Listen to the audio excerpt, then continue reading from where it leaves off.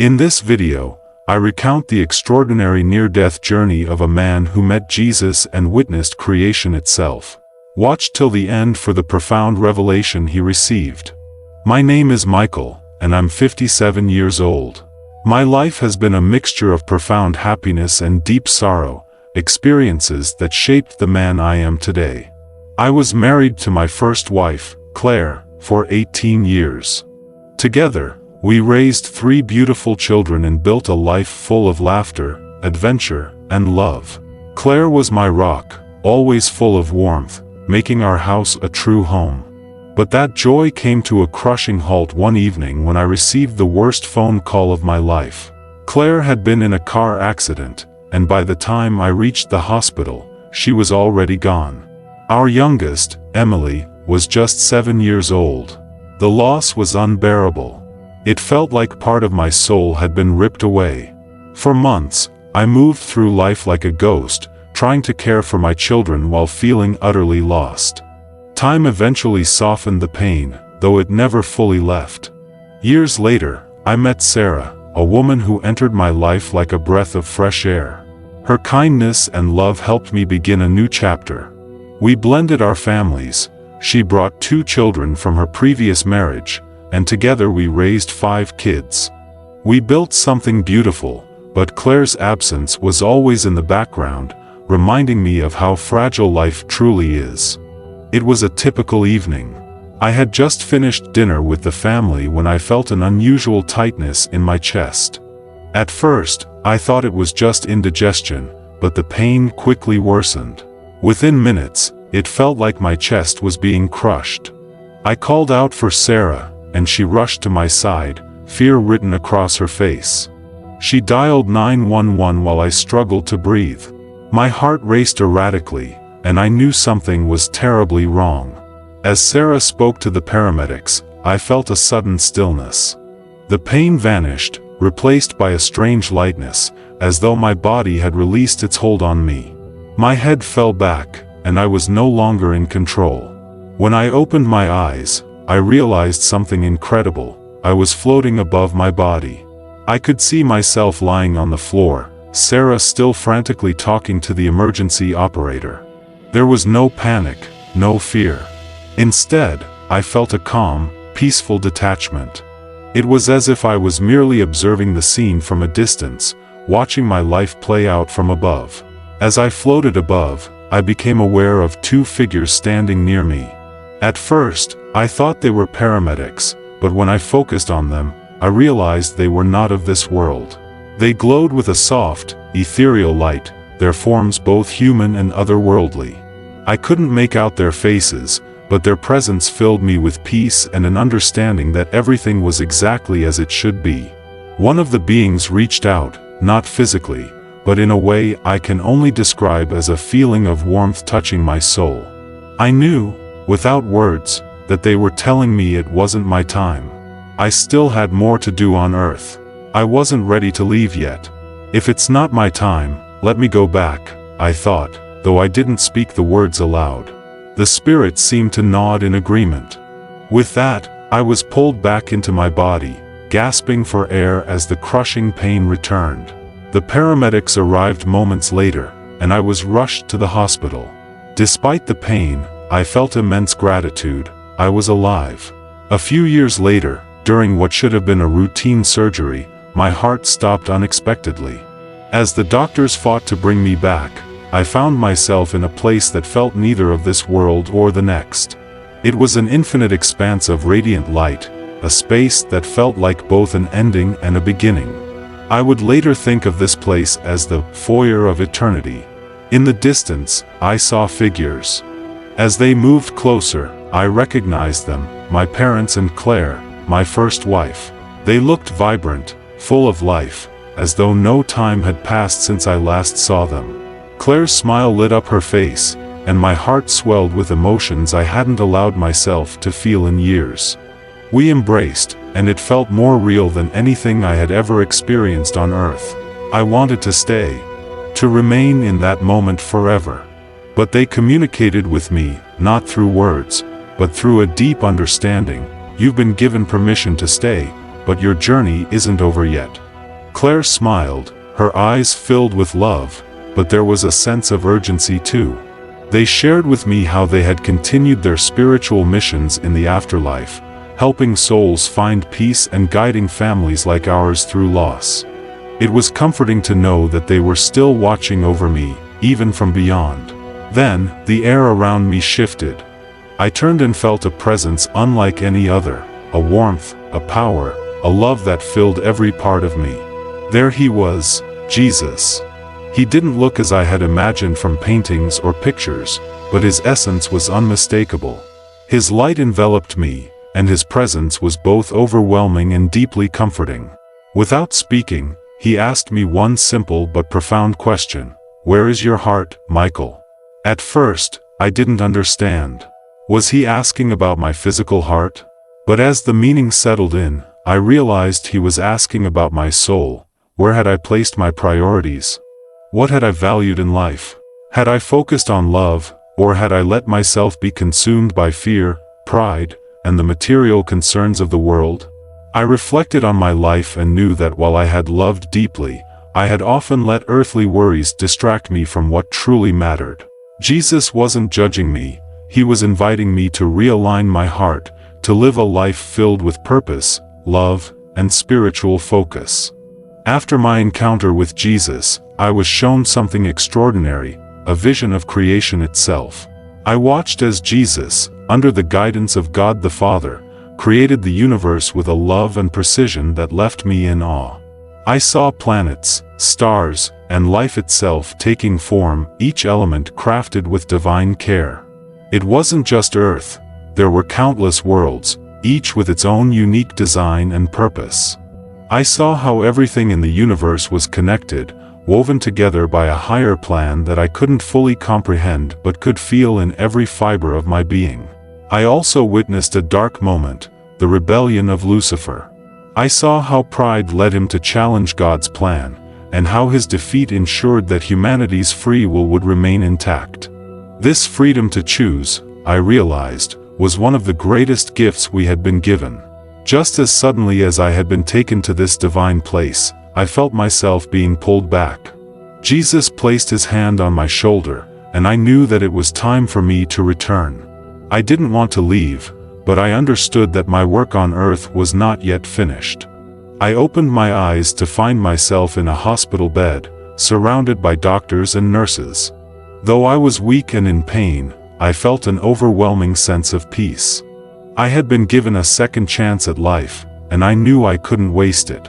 I had a mission, to share what I had learned, to live a life filled with love and purpose, and to help others understand the deeper meaning of their own lives. Since that day, I've dedicated myself to sharing my story with anyone willing to listen.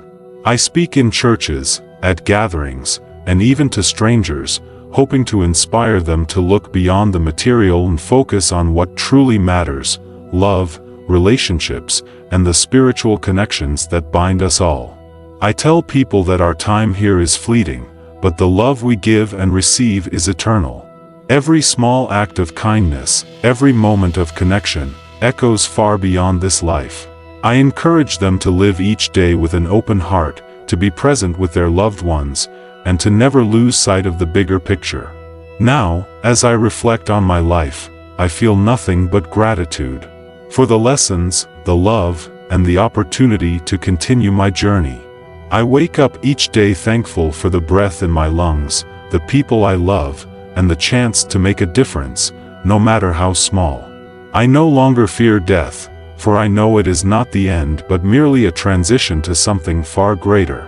I hold on to the truth that love is the greatest force in the universe, and as I move forward, I will do everything I can to spread that love to others. Life is brief, but the impact we have on each other lasts forever. And that is where my heart will remain, focused on love, faith, and the deeper connections that make this journey worthwhile. My name is Catherine, and I am 39 years old. If you had asked me a year ago, I would have told you that my life was simple but fulfilling. I grew up in a small town in Oregon, married my college sweetheart, Jake, and together we built a comfortable life. We had 2 children, Emma and Noah, and I worked as a middle school teacher, a career I loved. Life was good, filled with the usual ups and downs, but overall, I had everything I needed until everything changed one fateful day. It was a chilly October morning when it happened. I was driving home after dropping the kids off at school, already planning the lessons I needed to prepare for the day. The roads were slick from a light drizzle, and as I approached a sharp turn on a familiar road, I lost control of the car. It happened so fast. 1 minute, I was gripping the steering wheel, trying to steer the car back onto the road, and the next, everything went black. The next thing I remember, I was no longer in the car. I was floating above the wreckage, looking down at the scene below. My car was overturned, crumpled like a soda can, and I could see paramedics rushing to the site. I was strangely detached from the situation, as if I were a bystander watching someone else's life unfold. But I knew it was me in that mangled vehicle, and I could see my body lying motionless as they tried to pull me out. I should have been terrified, but instead, I felt a deep, profound calm. There was no pain, no panic, just a sense of peace that enveloped me like a warm blanket. It was then that I noticed a soft, glowing light in the distance. It wasn't harsh or blinding, but inviting, and I felt an irresistible pull toward it. As I moved closer to the light, I felt weightless, like I was gliding effortlessly toward something familiar yet beyond my understanding. The light grew brighter, and soon I found myself in a place unlike anything I had ever seen, a vast, glowing field bathed in a golden, ethereal light. It was both expansive and intimate at the same time, as if the space itself was alive, humming with a gentle energy that filled me with warmth and love. It was then that I noticed a figure approaching me. At first, I couldn't quite make out who it was, but as they came closer, I realized it was my grandmother, Mary. She had passed away nearly 10 years ago, but there she was, looking younger and more vibrant than I had ever seen her. Her eyes sparkled with life, and her smile was full of warmth and love. "Catherine," she said softly, her voice as gentle as I remembered. "You've come far, but your time here is not finished." Tears welled up in my eyes as I ran to her and embraced her. It was as real as any hug I had ever felt, and for a moment, I forgot about everything, my life, the accident, everything. All that mattered was this moment with her. We spoke without words, communicating in a way that transcended language. I understood her completely, and she understood me. I knew she was there to guide me, to show me something important. As I stood there, soaking in her presence, another figure appeared. This time, the energy around me shifted, becoming even more intense, more profound. I turned, and there he was, Jesus. His presence filled the entire space, radiating a love so pure and so overwhelming that it brought me to my knees. He didn't look like the images I had seen in church or in paintings, but I knew without a doubt who he was. His light, his warmth, his compassion, it was undeniable. Jesus reached out his hand, and I felt a deep sense of humility wash over me as I took it. His touch was warm, grounding me in this surreal experience. He looked into my eyes, and I felt as though he could see every part of me, every joy, every sorrow, every mistake I had ever made. But there was no judgment in his gaze, only understanding and love. "Catherine," he said, his voice resonating through every fiber of my being. "Your life is filled with love, but there is more to your journey. Are you ready to see?" I nodded, unable to speak. He guided me, and suddenly the space around us transformed. I was no longer in the glowing field, but standing in the middle of my life. I saw scenes from my past, moments of joy, pain, love, and struggle. I saw my wedding day with Jake, the births of my children, and even small, seemingly insignificant moments that I had long forgotten. Each scene was vivid, alive with the emotions I had felt in those moments. I could feel them all over again. And then, I saw moments I had never truly reflected on, times when I had let fear or doubt hold me back, times when I had chosen comfort over courage. But instead of feeling regret or guilt, I felt a deep sense of understanding. Jesus was showing me not to judge these moments, but to learn from them, to see them as part of the larger tapestry of my life. Your heart is full of love, Jesus said gently, but you've forgotten the gifts that lie within you. There is more for you to give, more for you to share. You are not alone in this. He gestured toward the glowing light that surrounded us, and suddenly, I saw it, 7 orbs of light within me, each one pulsing with its own unique energy. Jesus explained that these were the gifts of the Holy Spirit: wisdom, understanding, counsel, fortitude, knowledge, piety, and fear of the Lord. Each gift was given to me, and to all who believe, to help guide us through life, to strengthen us, and to help us fulfill our purpose. As he spoke, I felt each gift resonate within me, awakening something I hadn't known was there. Wisdom illuminated moments where I had instinctively known what to do, but hadn't realized why.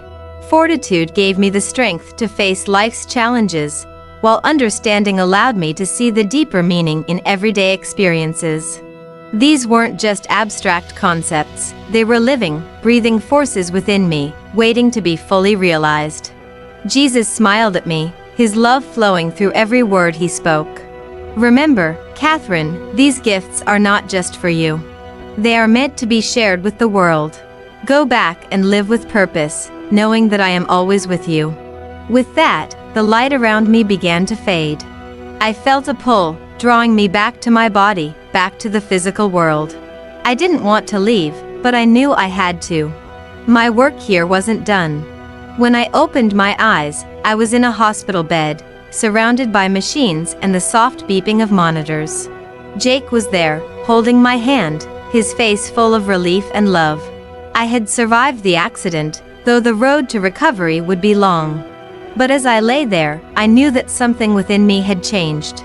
The experience I had, the gifts I had been shown, they weren't just a fleeting vision. They were real, and they were meant to guide me for the rest of my life. Since that day, I've made it my mission to live with a deeper sense of purpose. I am more present with my family, more attuned to the needs of those around me, and more aware of the gifts that lie within all of us. I share my story with others, not to boast or to convince, but to inspire, to remind them that life is precious, and that we all have the capacity to make a difference. I wake up every day with gratitude for the love in my life, for the second chance I've been given. I no longer fear death, because I know it is not the end, but a new beginning. And as I move forward, I hold on to the truth that Jesus showed me, that love, above all else, is the greatest gift of all.